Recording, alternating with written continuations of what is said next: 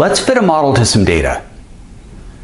These are the annual temperatures for the last 120 years in a fictional Midwestern town. There's 1 point per year, the annual median of the daily high temperatures. And when we look at it, our eye is really good at pulling out a pattern. There's a clear lift toward the right-hand side. We'd like to capture that in a model.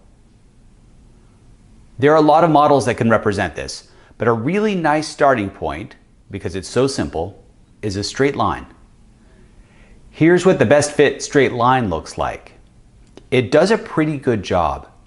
We can see that it definitely captures the upward tilt of the data, but it doesn't capture the bend in it.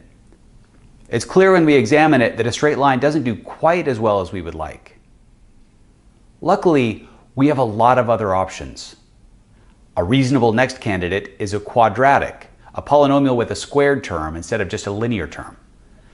These have some curvature to them. We can see that the best fit quadratic clearly captures the lift at the right-hand side of the plot and the bend in the middle. But it also imposes a little bit of lift on the left-hand side of the plot, which is not obviously reflected in the data. So we can try other options. We can try polynomials with cubic terms, powers of 3. Or we can look at polynomials with quartic terms, powers of 4. We can also fit polynomial models of order 5, polynomials of order 6, 7th order polynomials, and 8th order polynomials, also called octic polynomials. Useful tidbit for filling lulls in conversations at parties. Now the fit appears to be getting better, but the line is taking on extra personality.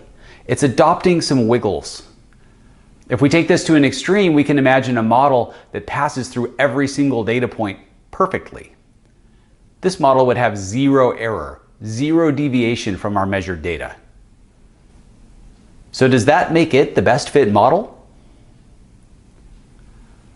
Models are useful because they allow us to generalize from one situation to another. When we use a model, we're working under the assumption that there is some underlying pattern we want to measure, but it has some error on top of it. The goal of a good model is to look through the error and find the pattern. The most common way to do this is to split our data up into two groups. We can use one group to train our model, and then we can test it to see how closely it fits on the second group. The first group is the training data set. The second group is the testing data set. There are lots of ways to do this, and we'll revisit them later, but for now, we'll randomly sort out our years into two bins. We'll put 70% of them into the training data set and 30% of them into the testing data set. Then we can go back to our collection of model candidates and try them one by one.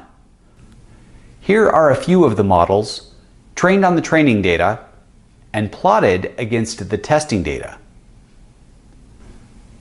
As the models get to be higher order, we can see that the wiggles they developed may have been helpful for fitting the training data, but don't necessarily help them fit the testing data better. We can see an extreme example of this in the full interpolation model, where we just connect all the training data points with straight lines. It really struggles to match the testing data points. It's helpful to look at the error on the training and testing data sets for each model lined up side by side. Looking at the errors on the training data set, a few things jump right out. First is the wide gap between the training errors, the hollow circles, and the testing errors, the solid circles. Right away we can see that there's a substantial difference between the two data sets. Second, there's a precipitous drop in error going from a linear to a quadratic model, that is a first to a second order polynomial. This makes sense. When we were eyeballing it, we could see that the linear fit failed to capture the curvature of the data, one of its most prominent features. The quadratic curve captured that just fine. So which model fits best? When we look carefully at the errors on the training data, it appears that the error on the fifth order polynomial is the lowest. The differences are subtle, so you might have to squint. But all the other higher order models have low error too. They're just a little higher than the order 5 polynomial. But as we mentioned, that's not the ultimate test. The error on the testing data is what we really care about. Careful inspection of testing error shows that the fourth order model does the best job. At higher orders of polynomials, the error on the test data set goes up. The more wiggly the line gets in fifth and higher order polynomial models, the more it captures the quirks of the training data rather than the underlying pattern of the testing data that we're interested in. Based on this train and test approach, we have a clear winner. Of all the models we tried, the fourth order polynomial is best.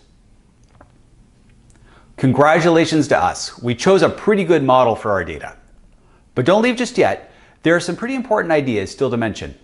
Join me for part 2, where we'll talk more in depth about what we want in a model.